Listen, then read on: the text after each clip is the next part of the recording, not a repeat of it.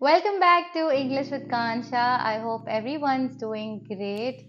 So, in today's video, it's going to be a day in my life kind of a vlog. I just feel that these videos are doing much better on my channel. But in case if you want to learn English, I have several videos on my channel. We have a lot to do today. We have to pack, I have to wash my hair. There's just so much that I have to do today. So let me take you through my day and we'll see how it goes. I'm going on a very exciting trip tomorrow. It is extremely special and close to my heart because I'm going to the place where I grew up. I literally grew up in Ooty. For those of you who do not know, I've probably shared here and there that I actually studied in Ooty. So I am going for a school reunion which is happening day after, but I'm leaving tomorrow. So I want to show you guys how I'm going to pack and how I basically learned English. I went to a boarding school, so you had to speak English there. You had no choice, but you had to speak English there. So that's why I keep telling you guys, if you want to be a fluent speaker, speak as much as possible. Make sure you have enough conversation practice. And one constant thing that I've been hearing from most of my learners is that they do not have the environment to practice. Let me tell you, of course, environment is definitely one major factor, but I feel you can always create that environment these days online. You have a lot of apps, you have a lot of speaking apps, and if you want me to make a video on that, I will definitely do it. So I learned English through conversation practice.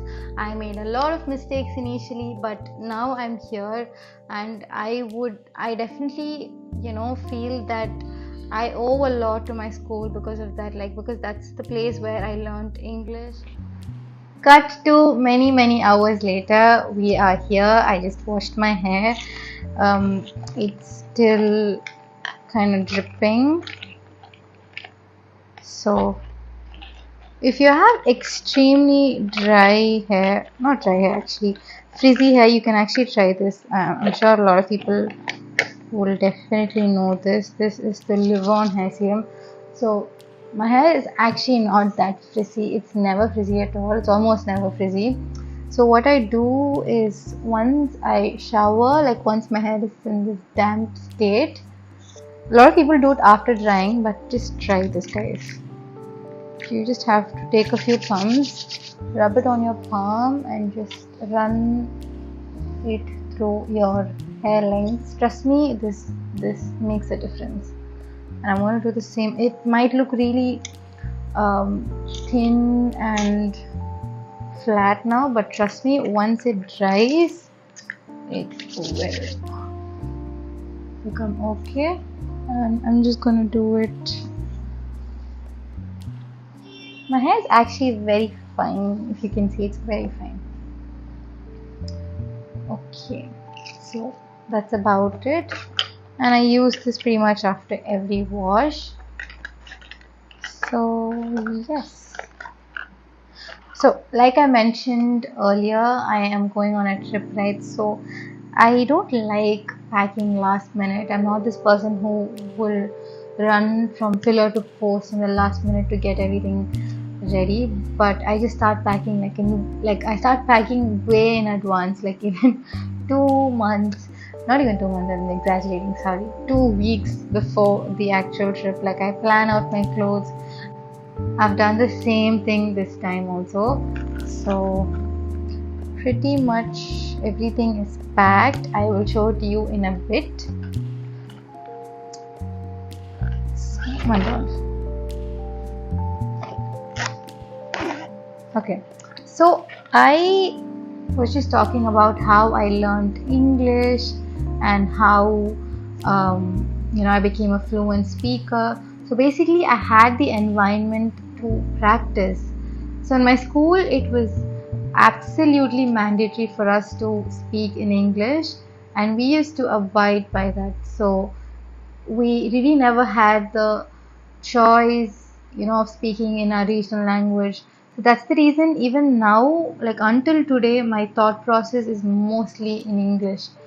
So I started watching a lot of reality shows, and most of my vocabulary I actually pick up from these reality shows. I used to watch the Ellen show and a lot of other shows, and most importantly, I still watch celebrity interviews. What's in my handbag.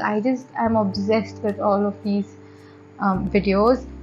Like I said before, my strength has always been English. English has sort of saved me. You won't believe, it doesn't mean that I was great at studies, or I was never a topper in my school like until my 10th grade, because I actually studied in ICSE and it was extremely challenging for me. You won't even believe it. I was terrible at mathematics. Like, I used to never be able to do anything related to numbers. It used to just I'm not even sure if it's a mental block at this point, but I never used to be able to do mathematics. And honestly speaking, I have um, been criticized for that. Like, and in ICSE you can actually choose a subject instead of mathematics after your 8th grade, or I think in the middle after your half yearly exams. You actually have this option where you can skip mathematics and you can choose some other subject, and that was such a relief to me and my parents. Honestly speaking, my parents had no issues with my grade. Of course, they wanted me to pass and all that, but they never, talked down on me. They never put me down. But I used to feel very bad because I used to be really bad at mathematics, right? And you won't even believe, there was this one point in time where I literally scored I literally scored 2 marks in a mathematics exam. And I remember, so I was in a boarding school, right? So whenever I used to come home is when we used to get our results. So I still remember it was, I think it was a winter vacation time, if I'm not wrong. It was sometime in December. And my mother's birthday is on Jan 2nd. And I remember one day she had actually, she got my mark sheet, but I took it from her and I was like checking out my mark in math, because I remember going for math tuitions. So she hoped that I would at least pass in mathematics. And I was just looking at my mark, and you won't even believe I just scored 2. Laughed and I said, "Your birthday."